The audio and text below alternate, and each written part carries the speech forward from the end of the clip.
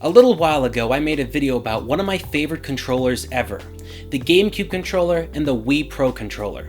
Both of these controllers offer a lot of really great features and provide a really good way to interact with your games, and I believe they've set sort of a standard for other game companies and other developers of controllers to follow.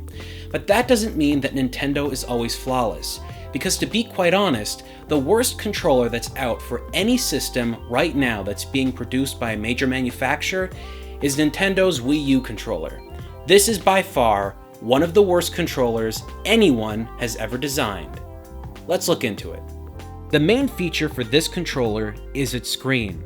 When everybody talks about it, this is the thing that they talk about. They don't talk about the camera, they don't talk about the motion control, they don't even talk about the little speakers on the front. Really, this screen is its biggest feature, but it's also its biggest flaw.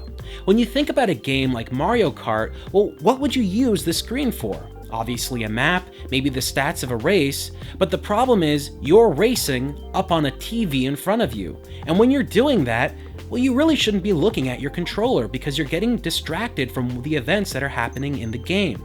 That is a very big problem, but it's not the only problem that the Wii U controller has. The biggest one is its placement.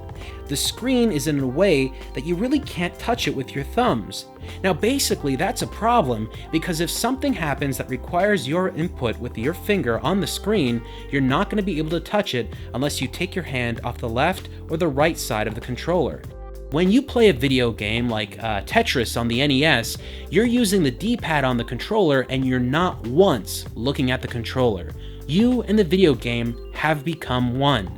But this controller prevents that from ever happening because its screen is constantly distracting you from ever getting completely lost in the experience of playing a video game. To be fair, there are a couple of Nintendo games that have effectively turned this screen off when the game comes on. But why would you have the screen there if you were not going to make use of it? See, it's a catch-22. No matter what Nintendo does, this controller design was a bad idea. And that makes a terrible, terrible controller for what could have possibly been a good console. Does that mean that you're an idiot for liking the Wii U controller? No.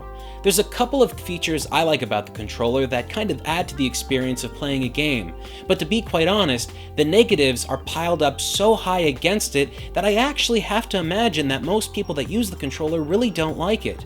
For all the reasons I just mentioned, the controller is really bad, and although it offers a couple of interesting features, we're not dealing with an iPad or a tablet, we're dealing with a controller that's primary function is for a video game on another screen. And Nintendo apparently didn't know that.